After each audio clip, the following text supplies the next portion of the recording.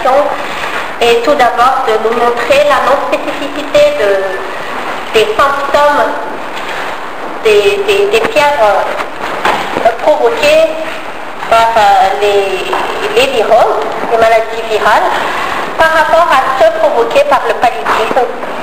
Et puis on passera après de faire un petit tour sur les arboviroses, les arbovirus déjà isolés ou démontrés à Madagascar. Pour commencer, on va parler juste un petit peu sur la physiopathologie de la fièvre. L'hypothalamus, qui est ici, joue un rôle de thermostat chez l'homme et il est réglé normalement à 37 degrés Celsius.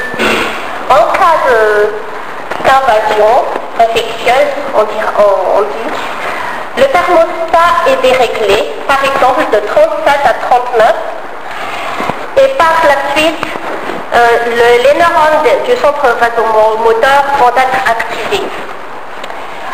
S'ensuit une vasoconstriction pour conserver la chaleur, et cette vasoconstriction va commencer au niveau des membres, au niveau des extrémités, d'où la sensation de froid des mains et des pieds. Et puis, cette fameuse frisson qui participe à l'augmentation de la production de chaleur par le muscle. Et en plus, les sécrétions de certaines hormones.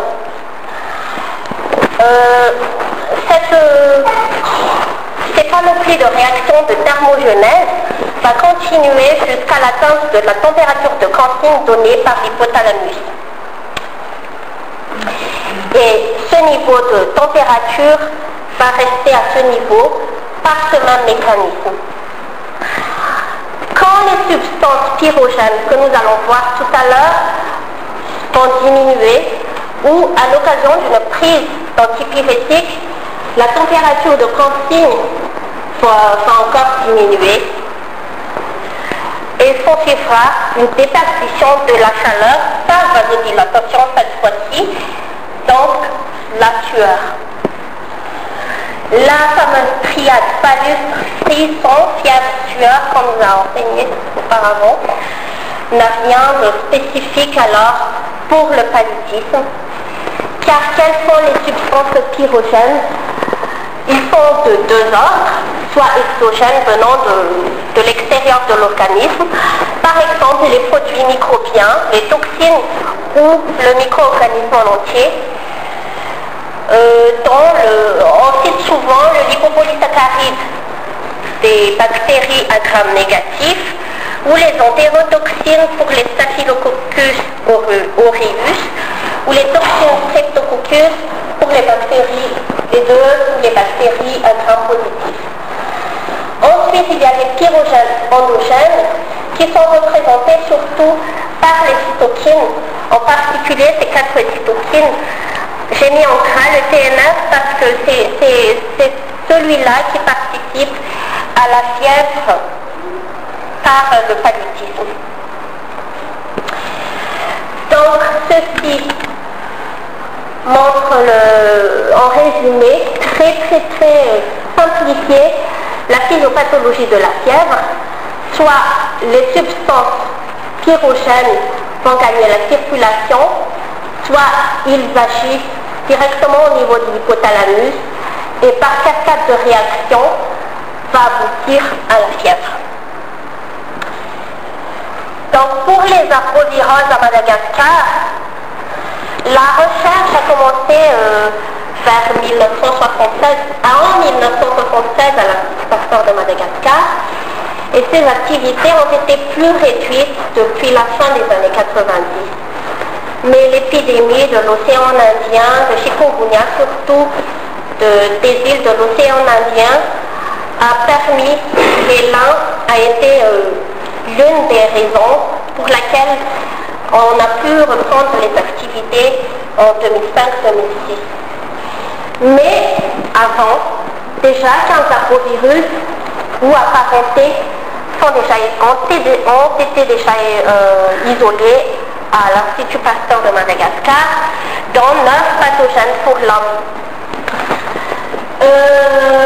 Pour les manifestations cliniques, soit ils donnent des syndromes dengue-like ou pseudo-grippales, en particulier chikungunya, ou West Nile ou Babanki. Soit ils donnent des syndromes encéphalitiques pour le West Nile, parfois aussi pour la dengue.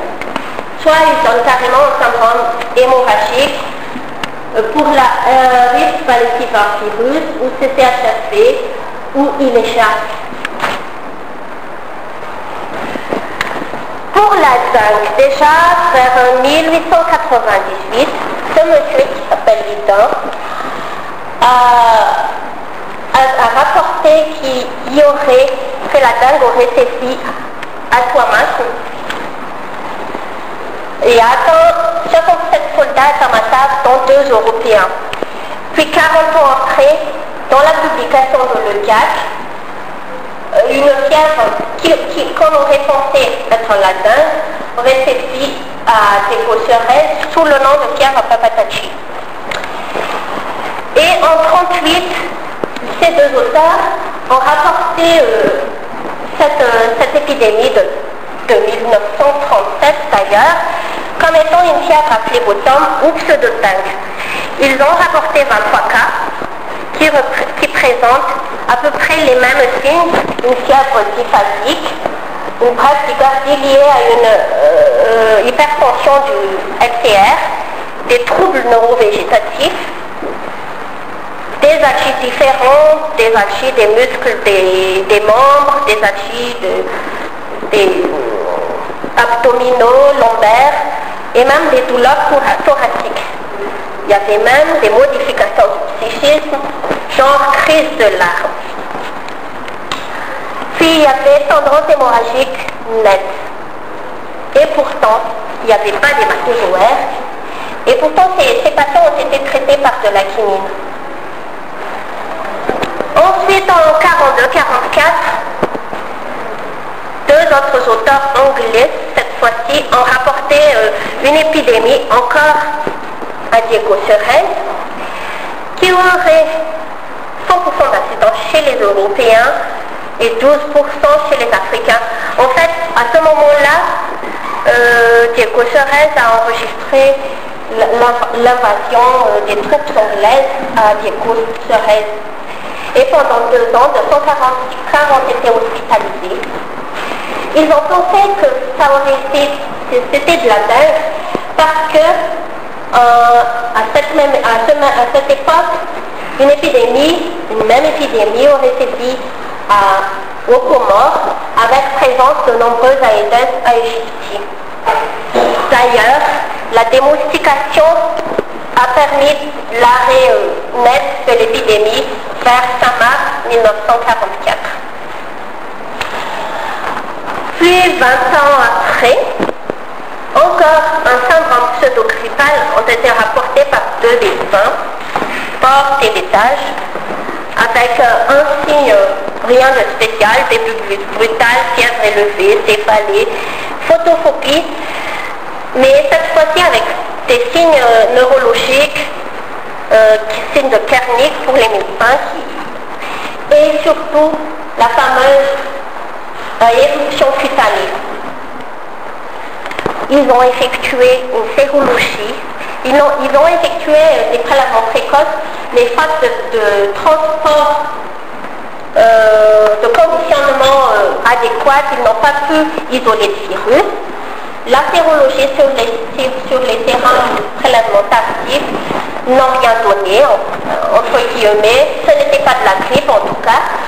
Et les examens pour les arboviroses qui ont été effectués à l'Institut Pasteur à Paris n'ont pas été concluants. Voilà le passé. Mais après cette sérologie qui n'a rien donné, entre guillemets, Suro a effectué une étude sérologique contre 17 arbovirus différents sur l'Arctocerum dans du Madagascar. Et ils ont pu démontrer que les virus les plus actifs étaient la dengue 2, le West Nile et le Western Sprung, mais pas au peu de preuves de circulation du virus dengue ni de la fièvre jaune. Mais depuis 1975, sur un millier de sérologies, il n'y a rien de probant pour la dengue, soit on obtient des titres très faibles et toujours associés à un titre élevé pour les autres virus de la même famille, donc du West Nile et du Western Sprung. Le premier isolement définitif, effectif de la dengue à Madagascar date alors en 1978 avec l'isolement d'un virus de la dengue 2, mais cette fois-ci encore c'est une dengue d'importation qui a permis d'ailleurs de typer et d'identifier le virus responsable de l'épidémie de la dengue à La Réunion. Et ce n'est seulement qu'après presque 30 ans, en 2005, que le dengue virus 1 a causé une épidémie à Nouspé et en Bambe, puis en 2006 à Thomas. Et depuis, la surveillance laboratoire des arboviroses n'a plus rien détecté, pas de circulation de virus de la dengue à Madagascar. Donc si on pensait que ça aurait pu être du West Nile, le West Nile a été isolé pour la première fois en 1978 aussi, chez des oiseaux, le perroquet et les aigrettes. L'autre c'est dans la région de Majunga et l'autre à 15 km de la ville d'Antananarivo. Et puis d'autres isolements ont été effectués sur des malades, mais chez ces malades-là, les signes cliniques sont non spécifiques. Pour vous les présenter, il s'agit de deux hommes de 40 ans qui ont présenté l'un un syndrome pseudo-grippal avec céphalie importante et l'autre une inflammation conjonctivale. Les troisièmes souches, c'était une femme de 25 ans qui a présenté une myocardite aiguë fébrile avec une éruption cutanée, exanthème et conjonctivite. Les autres souches ont été isolées sur 4 enfants d'une même fratrie âgés de 3 à 7 ans qui ont tous présenté une diarrhée fébrile et exanthème. Et l'un des enfants a présenté d'ailleurs une crise convulsive qui en est décédé. Puis l'autre souche a été isolée d'un homme de 26 ans avec syndrome infectieux qui a entraîné un coma et décès. Le seul cas typique des isolats de 1978 est ce monsieur qui a présenté une fièvre à 40 degrés, myalgie, un syndrome d'Engelheit et une éruption généralisée mais non prurigineuse et des micro-adénopathies latérocervicales. Sur une cohorte de 620 personnes à 15 km d'Antananarivo aussi, une surveillance épidémiologique du palu a été déjà faite sur une zone, Fuktan de Manaritu, sud-ouest d'Antananarivo. Dans cette population, de nombreuses épidémies de tableaux cliniques de pseudo-grippal a été enregistrées, mais qu'on n'a pas pu rattacher ni au palu ni au virus respiratoire. Donc ils avaient fait 3 séries de prélèvements en décembre 88 jusqu'en juillet 89, et les sérologies IgM-IgG dirigées contre le virus West Nile a été positive.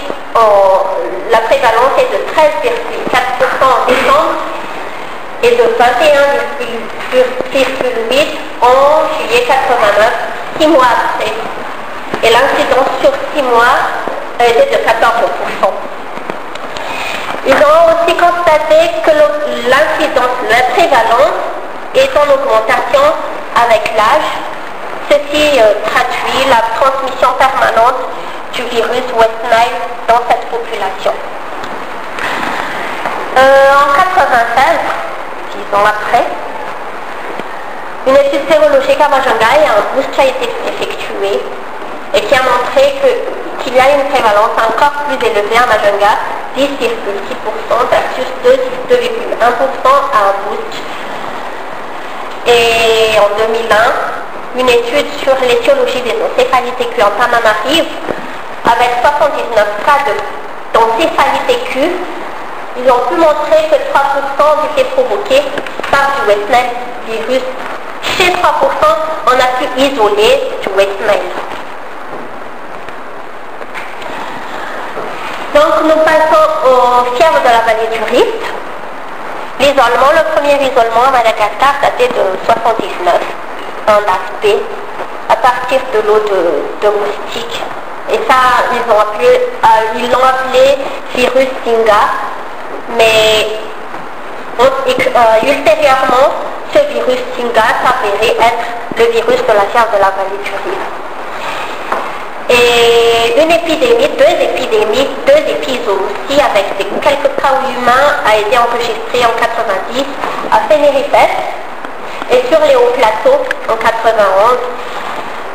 Ces cas sont des syndromes d'Eng-like, avec un seul cas humain fatal et qui n'ont pas eu de syndrome hémorragique.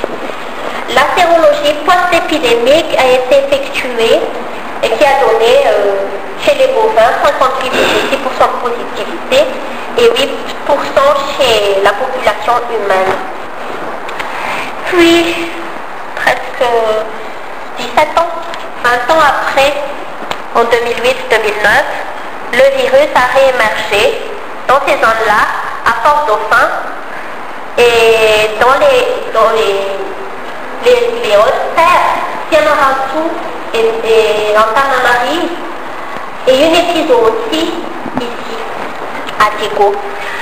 Une enquête sérologique nationale a été menée à la suite de cela et qui a montré qu'il y avait une circulation plus large du virus. Il faut savoir que pour le virus de la fièvre de la vallée du Rift, les facteurs du risque sont surtout les contacts avec les bétails malades et les manipulations des viandes des animaux irémiques au moment de l'abattage.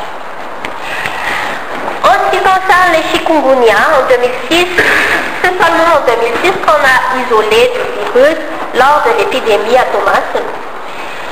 Et à mi-chemin vers la moitié de l'épidémie, on a pu voir cette mutation A226C qui aurait conféré au virus une plus grande capacité de transmission par les moustiques à Salpopictus. Et depuis 2006, toute l'année, il y a des détections de circulation virale de façon sporadique. L'année dernière, en 2010, 3000 cas environ, 3700,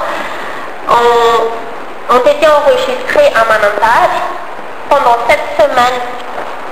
Et cette année, il est encore, ça a démarré la semaine, il y a 2 semaines, je pense, à Wuipem, il y a une circulation active de virus chikungunya, mais ni l'étendue, ni le nombre de cas suspects n'a été rapporté jusqu'à maintenant. Donc la question qui se pose, est-ce que chikungunya va envahir l'ouest de Madagascar, d'autant plus que Aedes albopictus est en phase d'envahir toute l'île. Bon, pour les virus restants, l'importance médicale des autres virus n'est pas encore connue jusqu'à maintenant.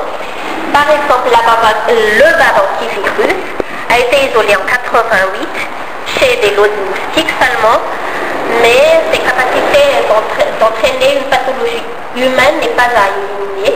Il y avait une contamination humaine au laboratoire ici et qui a donné un syndrome d'Eng-like. Pour le CCHF, ce virus est responsable de syndromes hémorragiques, surtout en Europe de l'Est. Les premiers isolements ont été enregistrés en 85 chez les tiques à pulmonie. Les facteurs de risque sont importants à savoir, soit les morsures de tiques, soit le fait de tuer les tiques et de s'exposer aux produits du tic, soit les risques professionnels pour les travailleurs des abattoirs, les médecins, car des infections nosocomiales ont été enregistrées, et pour les vétérinaires aussi. Seulement une enquête sérologique effectuée en même temps que celle de la fièvre de la vallée du Rift à Madagascar ont montré une prévalence de moins de 1%. Donc le risque est faible à Madagascar, d'autant plus que le premier vecteur qui est le Yaloma n'est pas présent à Madagascar et l'introduction n'a pas été réussie à Madagascar. Pour les autres virus, Western c'est un flavivirus aussi. L'isolement est effectué juste, c'est des lots de moustiques. Ce virus entraîne particulièrement des pathologies chez les animaux, avec un test nerveux, une méningoencéphalite, et l'homme peut s'exposer au virus au contact de ces animaux et donne des syndromes pseudo-grippales qui n'a rien de spécifique. Un seul isolement pour le virus Ibécha chez une femme décédée en 90 suite à un syndrome hémorragique à l'OMI. Donc, les besoins en diagnostic. On a vu qu'aucun signe n'est spécifique pour les arboviroses à Madagascar, donc on a besoin à tout prix de diagnostic. Les diagnostics est fait de deux manières, soit directement par la mise en évidence du virus ou de son composant. Mais il faut prendre en compte la période de la viremie qui est en général de 5 jours après le début de la fièvre. Après, on risque de ne rien trouver. Et aussi les conditionnements des prélèvements qui doivent être faits d'une manière assez stricte. Le transport et les conservations des prélèvements. Les diagnostics indirects sont moins contraignants, mais il faut encore 2 prélèvements à au moins 2 semaines d'intervalle. En général, il n'y a pas de traitement spécifique pour les viroses et les prophylaxies est juste limitée à la lutte antivectorielle. Mais là aussi, il faut la connaissance de l'écologie du vecteur, parce que chaque vecteur est spécifique, où sont ses gîtes, quand est-ce qu'il sort. Et la chloroquine. En fait, lors de l'épidémie de 2005, la possibilité d'utilisation de chloroquine a été évoquée par certaines entités. Et une équipe indienne a montré cet effet. Ils ont fait des essais sur cellules in vitro en infectant des cellules par du chikungunya et en ajoutant soit 24 heures avant l'infection par le chikungunya, soit en même temps que le chikungunya, soit 1 heure après l'infection de chikungunya par la chloroquine. On ajoute de la chloroquine. Donc, la courbe pour les pré-traitements est ici en bas. Et ça, c'est en même temps que l'infection, et ça, c'est après l'infection. Donc, ils ont mesuré la charge virale dans chaque culture cellulaire. Et là, le titre viral diminue avec les différentes concentrations de chloroquine. Et cette diminution est presque 100% à la dose de 20 micromoles de chloroquine. Seulement, la cinétique, ici, ça représente le premier jour post-infectieux Deuxième, troisième, le témoin, là où on n'a rien mis. Et après 3 jours, il n'y a plus, la chloroquine n'est plus efficace contre la chikungunya. Ce diapo, cette carte, vous l'avez déjà vue avec Laurent, Angela Poul, nous a montré que l'arbovirose est enregistrée surtout dans la partie est de Madagascar en 2006 et la paludisme du côté ouest. Mais avec l'extension de la répartition géographique de l'Aedes albopictus, ça pourrait-il changer? Et donc, à défaut de l'extension de la surveillance sentinelle, il est nécessaire à tout prix de la vigilance de tous les acteurs de santé et aussi de passer à la surveillance entomologique régulière.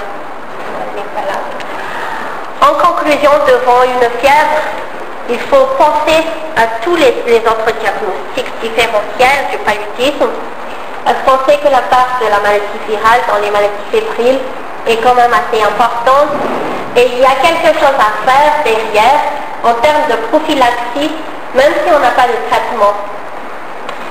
Et avec les voyages mondiaux et tout ça, l'extension géographique des autres arboviroses qui n'ont pas été détectés à Madagascar pourrait quand même représenter un danger.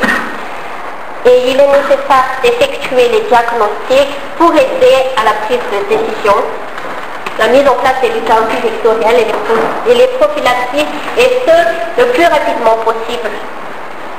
Et à la fin, évidemment, une nécessité d'une très bonne communication entre tous les acteurs de la santé.